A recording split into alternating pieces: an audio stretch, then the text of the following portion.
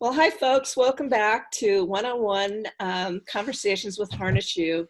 Today, I have yet another favorite person of mine online with Mm. me, Craig Forman. He's the senior scientist over at Culture Amp. And Craig was one of the first people I went to a year and a half ago when I wanted to start this idea. And he goes, not a bad idea. So, one of the reasons that Craig offered to do this is he knows that I'm a fanatic about culture, and I think really what Craig is doing, going out on social media and really talking about people ops versus HR and why culture is so important, that I knew that he needed to be part of this series. So, Craig, welcome and thank you.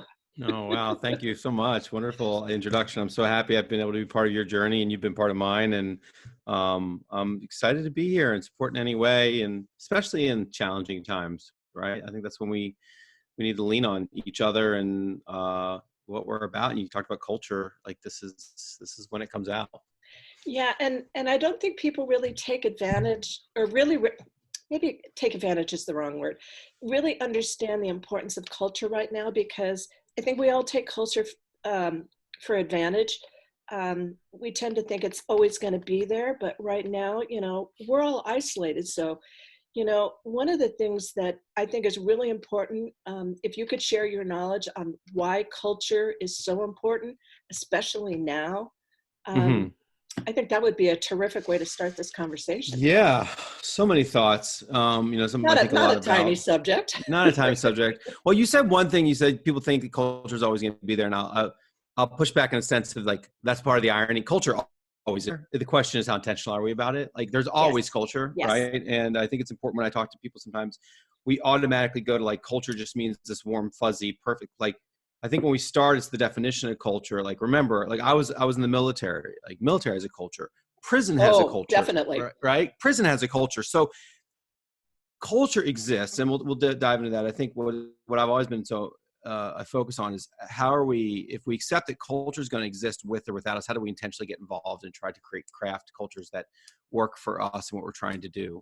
One of the things you asked me was my definition of culture, which I like, and I have two that I speak about. One is my pure definition of just like culture in general. I've always liked this definition, and it's simply the way we do things around here. I mean, culture is the way we do things around here. And like I said, if you go to, even if there's no explicit crafting of culture, there's something's going to happen. Things are going to be happening. People are going to do things a certain way, but it's probably going to be dysfunctional and not with a lot of intention and serving I don't know, not a central need versus the needs of individuals to create their own little pockets of safety.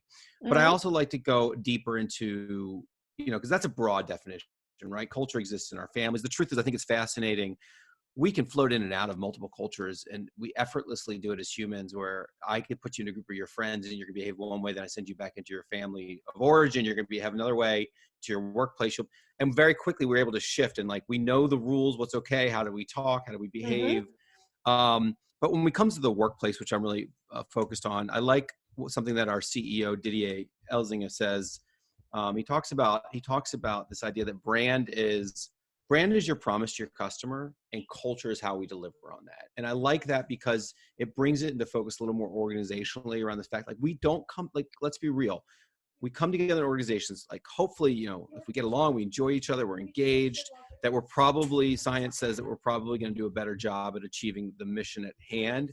But we're not there. I mean, like, if it wasn't for what we're trying to accomplish and bring to the world collectively, all of these disparate people, usually probably the most diverse places we find ourselves, how do we, so the brand is that promise. We're coming together on this brand, this Mhm. promise to the outside world, and culture is how we're collectively going to deliver on that. And it's also why I think in organizations, like my values might be integrity and accountability and those sorts of things. But when we see that in an organization, it's like, well, of course, it's almost like table stakes there. Like what we need in an organization is what's the next level of what are we going to do collectively that makes us unique to deliver, and then when push comes to shove, we can look back at these 4 or 5 things and say, we're in a tight situation, but like look back, those are our values. This is the fundamentals of how we behave here. And here's how we're going to navigate through. which is, and particularly now, I think this can tie into our conversation. So I just want to call that out, that I do think of culture broadly, but I also think of culture often. I think we have to refine the conversation if we're talking to the workplace, because I think it's different in the workplace. Hmm. There's some uniqueness to it. I think you're right. I think you're right. And you said something quite interesting, is that we go in and out of different cultures throughout the day. And it's just, we don't even think about it, but we do adapt multiple times during the day, going through those different places, which I thought was a really interesting way of addressing that. And, while you were talking about it, I was like, wow, how many times a day do I do that? These So, days, I'm not moving in and out of too many cultures. well, no, I was thinking back when life was normal, and now Yeah. life is going to be a new normal. So it's like, wow, Well, I it is wonder. fascinating when you think about it that way. Like, it seems so ethereal. Culture is the strange thing. Everybody's always talking about how to get your head around it. But when you, at a certain level, it's really the rules that dictate how we behave. And then you think about it as humans, I mean, like literally, like the way I behave, you got me around a couple of my oldest buddies, and then you stuck me in a room with a whole bunch of executives, like just like that, I'll switch. Mm-hmm. So what that tells me is, like, as much as our brains have a hard time getting around it, I think it's a very primitive piece of how we organize, how we come together. It's amazing to me how fast we learn and understand these different rules, and we can fluidly move through them. We don't even think about it, but when you stop to reflect on that, it makes you, for me, it gives me a better appreciation for both culture and like humans, and how we are, and how much we really do read and understand what's going on around us when it comes to culture. Well, and how much of it is it's so ingrained in us. It's almost like we don't even think about it, because it's just like breathing. We just do it. Yes. And yet, when we were talking, in past conversations about implicit bias and what have you, we operate at such a core level of, this is just what I know to be true. We don't question it, because, we just do it. But when we're having to deal with implied bias, we do have to go back and question ourselves, literally to our core of, wow, did I just assume this to be correct, or Mm-hmm. do I need to change this thought? Mm. And it's interesting now, as we're talking about this, is how do we adjust those things as we really talk about more real things out on the table. Yeah, I You know love what I what you mean? said. Yeah, you brought up a really good point. I think this comes into culture, um, and into bias in general. Like, in bias, or in this idea that if you think about privilege, like one of the tenets of privilege is if you have it, you don't even have to look at it. So what you just said about culture, in some weird ways, I think it's a blessing and a curse with cultures, that Yeah. you don't even have to pay attention to it. And if it's serving you, even less you need to pay attention to it. But that's part of the issue, is that when we don't do it intentionally, it starts to like craft itself, and Mm-hmm. oftentimes in like shadowy, Mm-hmm. under, secretive ways for us to get our needs met in this crazy world. But I just thought it was interesting what you said. Like, it's really cool that it just happens without us knowing it, and it almost allows it allows, if you don't want to pay attention to it, you don't need to, so it can become part of the problem. And I think the same thing when as I've in my journey learned more about privilege and bias, is that, yeah, if you don't have to, if everything's working out for me, I can choose if I want to take a look at it or not. If I'm being somehow oppressed in any way by a system, I don't have that luxury. And to your point about bias, I think it's the same thing, a questioning. And but what came up with bias for me when you're speaking about that is this. Look, I think the same thing about bias. I mean, it was about culture. I think bias is very primitive. I also think bias has gotten a negative rap, air quotes. I Mm-hmm. think when we say the word bias, it is. I fundamentally believe bias is a very human. Like, our brains are limited, and one of the jobs is to scan everything around us and make lots of decisions if we're safe or not. And our brains are always seeking black and white. I mean, the irony is that a lot of things are not that way. Mm-hmm. So I think in some ways, look, like most of our existence on this planet, rewind the last 400 or 500 years, like if somebody was around that didn't look like you, that spoke a different language, that was probably a real sign of danger. We lived in smaller communities. People around us looked like us, spoke like us. And in a point in our evolution, that was probably a signal to say, keep an eye out. Something's different here. Could be Mm-hmm. dangerous. Could threaten my family, my livelihood. What we've done is we've created in some weird ways, and I love it, but like the world around us today is probably more make believe than than the way we've lived on this planet for so long. So I think it's just messing with our systems, right? These things, the thing we call bias is really a natural system in us that's there to protect us. But again, if you can turn it off and ignore it. I think the trick is turning it on and saying, oh, there's that thing that's designed to serve me. But when I walk into a building with thousands of other people that I've never worked, like the world's changed around us. So constantly being aware and questioning, okay, there's something that's up for me. Is that serving me? Is that Yeah. good? Or, Yeah. so for me, it's always trying to keep an eye on and not shame myself around it. Not like, I think it's a human experience, this idea of bias or whatever we call it. Yep. Can we just accept that? And then question, say, is that still serve? I just had that idea or that hit, and that's probably, is that serving me here? Or is that just really more, not Or serving hindering you.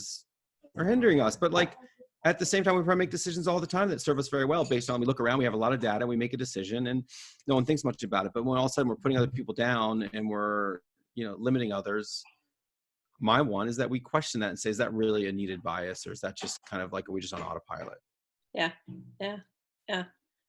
Okay. I'm going to look away for a second because my type isn't big enough here, but I want to get the second question. Yeah. We talked about how folks are figuring out how to adapt. And, last week when I spoke to Craig, he was working in the closet, which I thought was so great. And, we're all figuring out ways to adapt. And I would love to hear your story about how your family's adapting, because it really is a good one. Yeah. I mean, I guess I tell myself it's probably a story like many others. Look, we live in Northern California. It's definitely not a cheap place to be, and getting a little bit of space is a luxury. So my point is that we don't have a big home, but we have a comfortable place.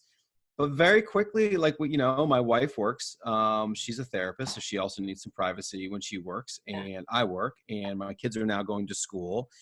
So we just kind of very quickly started kind of amazing. Like you said, the closet, like we have the space in our room, it has the extra space, and you can basically pull a desk in it and sit in there, and there's a nook. I'm looking over to my right. I have a tent in my living room right now, but the kids love it. We have a tent in the corner, and it's another little space for them to be, and they can get some privacy. I found some good spots. We're using our home in ways that we hadn't before. Yeah, I loved it. And in some ways, I'm almost like falling more and more in love with our home. Like it's becoming even cozier, and there's like interesting stuff going on that wasn't before because we're all living in it.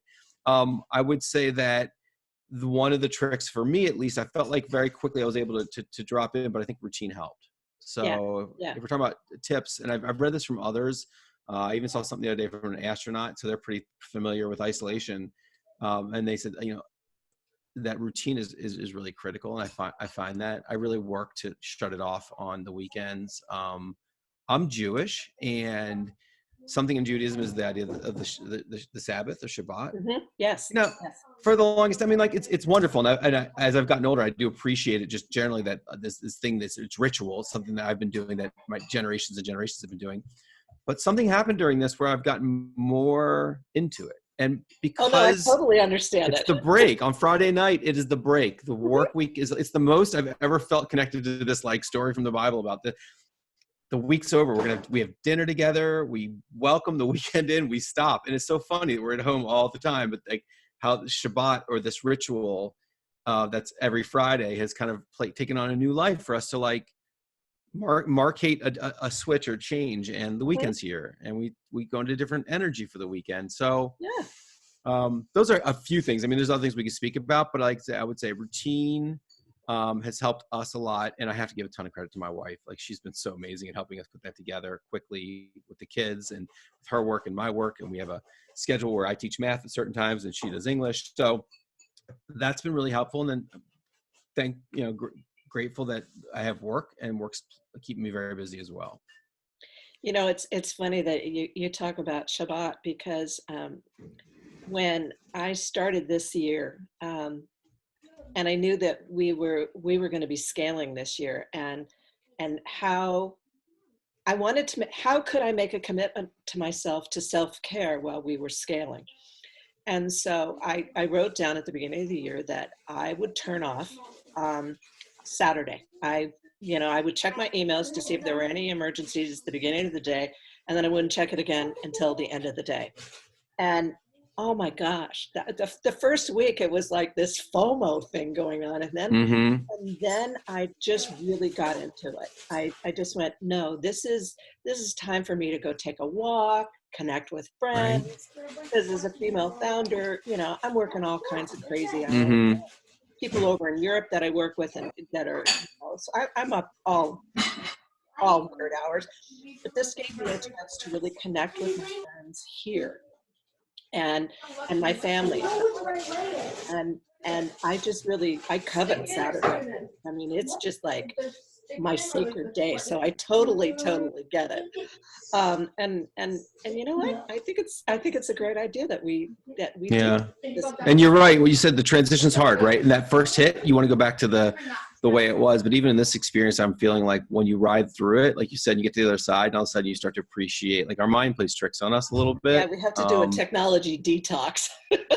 We do. You know, it's funny. I had this feeling. So, I've known a lot of people like in my life, and you know, a lot of people that are on different journeys around personal development. And like, I've more than one person that's gone on these like long, like silent meditation retreats. Hmm. And I've always had this feeling like it sounds like I'm a crazy extrovert. It sounds like the worst thing, like torture to me at a certain level. And there's another piece of me is like, if I went and did it, I know for a fact that I would have big epiphanies. Like the fact that I'm even so push against it tells me that I probably would get a lot out of it by riding through it and riding that wave and like looking at what is it that it's keep me between me and being quiet for a week.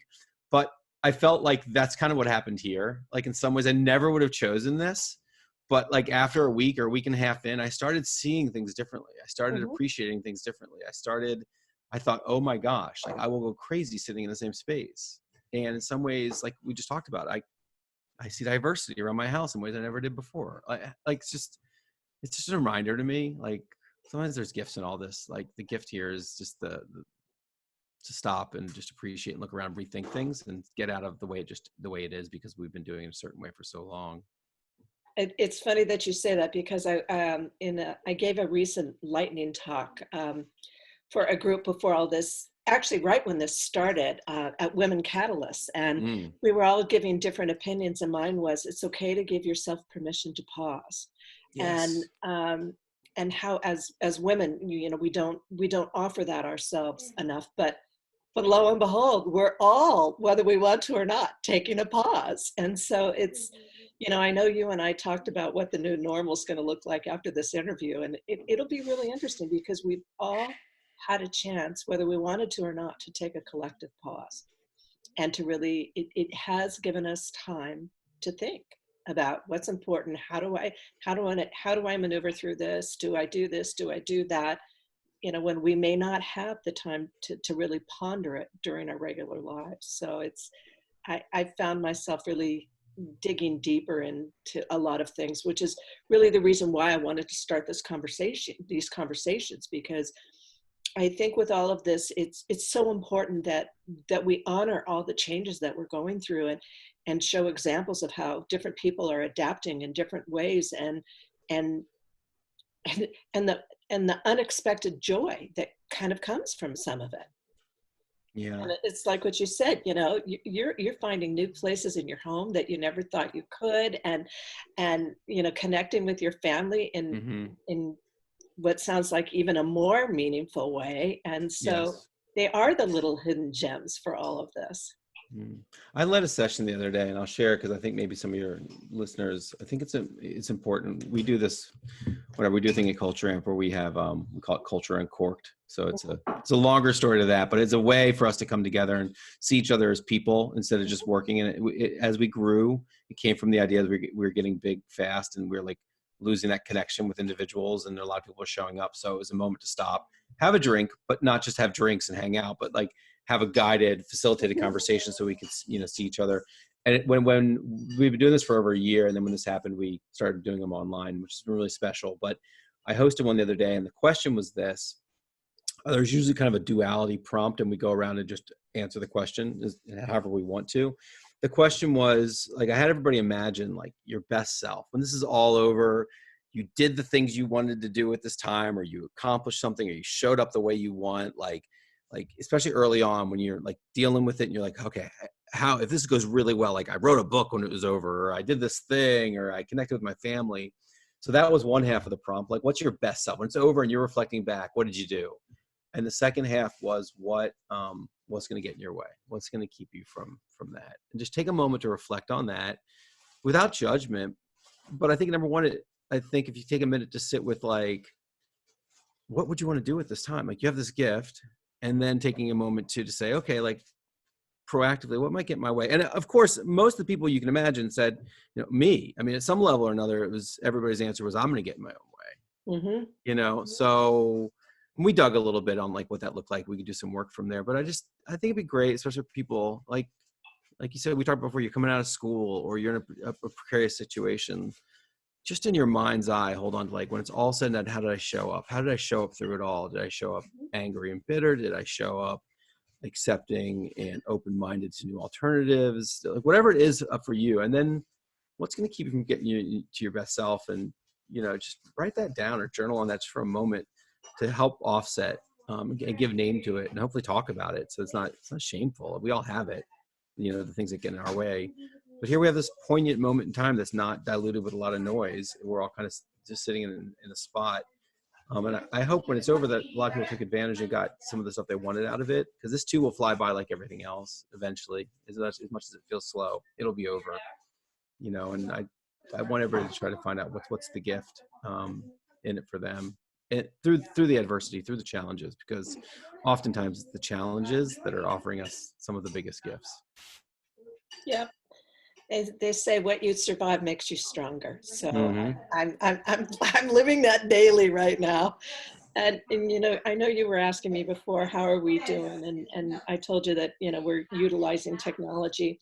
I'm going to look away again for a second, but it's how can we utilize technology to keep those connective tissues going, not only through our personal lives, but our professional lives, and really what are maybe some real life examples or tools that we can share with folks? Because I like this question, and I want to say one is let go of there's all kinds of great tools out there. Clearly most people seem to be using Zoom or whatever. It's really about the creativity you put into it. Like, I can't say there's this one tool and it's better than all others, and I've seen different things. I think it's about, how do we approach these tools? Look, if we would have gone through this 10 or 15 years ago, can you think how different?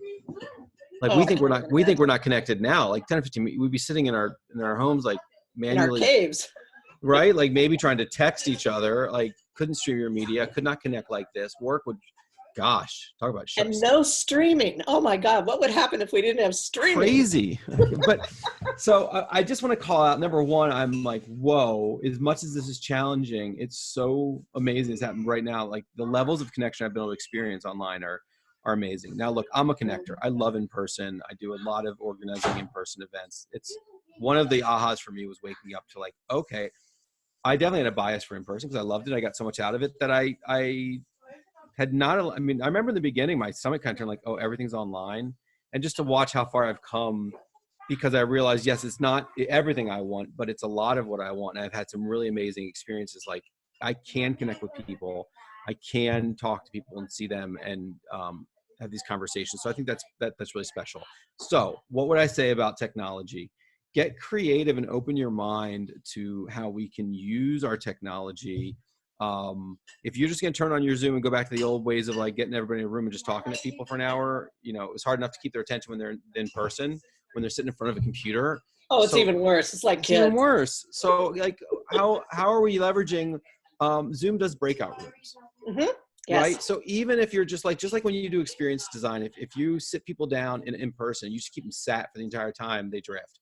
If you get them to stand up and sit down, simply getting people to stand up and sit down gets them back in attention, get them to move around the room. So my point is, think about your event. If it's an hour, if it's 30 minutes, we're going to come in, we're going to set the stage, we're going to give some, maybe the ground rules, get everybody so they know what's going on. And then we're going to do, a breakout, and everybody's going to get put with 3 other people. Number one, there's an anticipation because you sit there and you're like, oh, who are they putting me with? And then all of a sudden you're in a room with 3 people. And a prompt comes up, if you really knew me or whatever it may be, like it can be an icebreaker. It could be, okay, what are the top 3 things we need to deal with in this meeting today? It doesn't really matter. There's some diversity, there's movement. Mm-hmm. So then you went into a room and you're engaged with a small group, and that group needs you. You are part of a collective, and then you come back to the main, and somebody maybe shares, or you use some sort of our technology to, collectively put all your thoughts down. So when we come back together, we can look at that. Another piece is leverage the text bar on the right. One tip is, if you're running a meeting, have somebody there specifically just to keep movement happening in that text bar, because that keeps people engaged too, where they're writing and communicating. Use the polls, or ask a question and say, everybody hold your answer, and on the count of 3, put it in the text and hit go. Like, these are small things that just be creative and engage people in the experience. So that's like kind of 101, just like, what do you have people put on the screen where multiple tiles shows, you can see more faces, I think is important. Mm-hmm.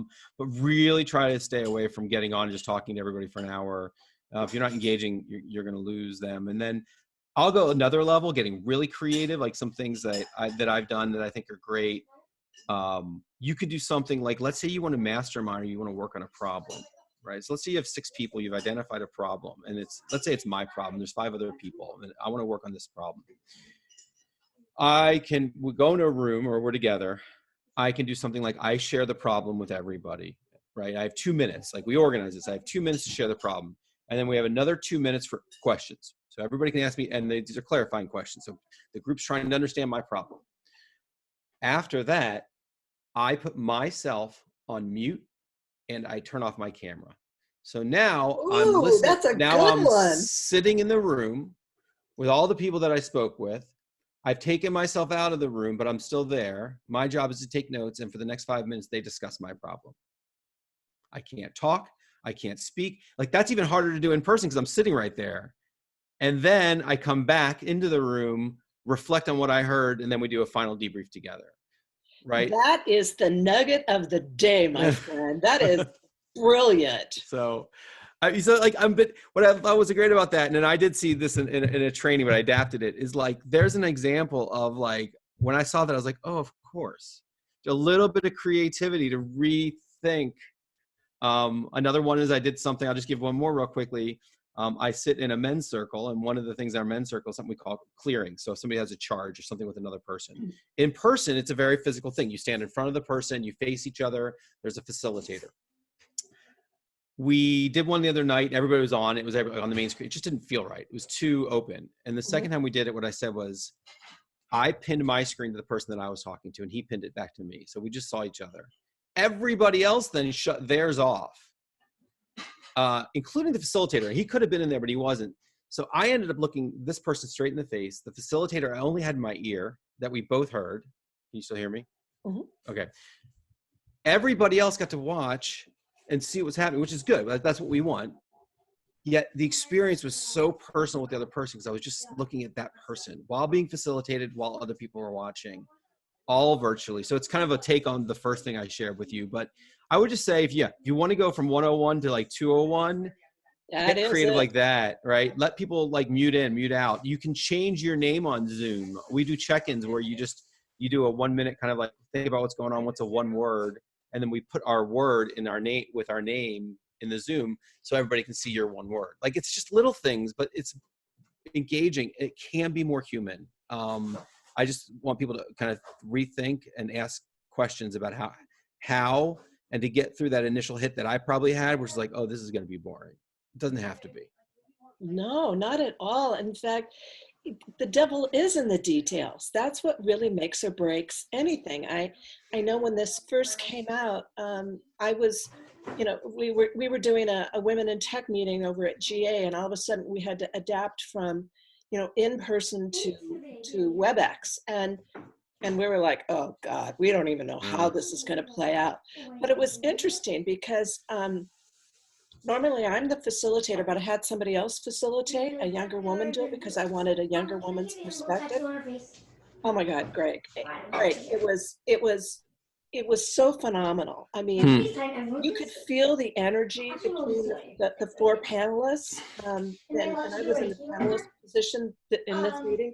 You could just feel the energy, and people were chatting like, oh my God, I want some of this, I want some of this. And I never knew that you could feel that kind of energy on an online program. Yeah. And it was so powerful because it was right when all this was first happening. People were like scrambling around like chickens without their heads cut off, Yeah. with their heads cut off. And this just gave a sense of, it's okay. We're all feeling this. And, you know, I have another meeting scheduled for May. And it is, it's going to be on the subject of retooling for the new normal. And I am just fingers crossed. Mm-hmm.